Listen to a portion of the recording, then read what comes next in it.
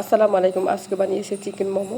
গরুর গোশের মোমো তো আপনাদের বানিয়ে দেখেছি। এখন চিকেন মোমোটা ওইভাবেই পুরটা কিমা করে তারপরে আদা রসুন জিরা পেঁয়াজ বা এলাচ দারচিনি গুঁড়ো দিয়ে দিবেন, জিরা গুঁড়ো সে সাথে দিবেন আর দিয়ে দেবেন একটা ম্যাজিক মশলা।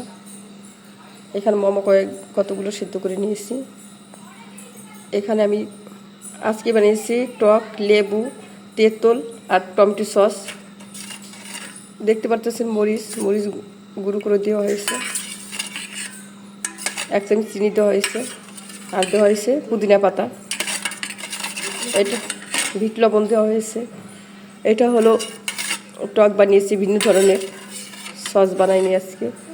আর একটা কথা, মোমো বানানোর সময় হালকা একটু হলুদ দেওয়া হয়েছে, এর জন্য হলুদ তৈরি দেখা যাইতেছে কালারটা। মাংসের কিমা ভিতর দেওয়া হয়েছে।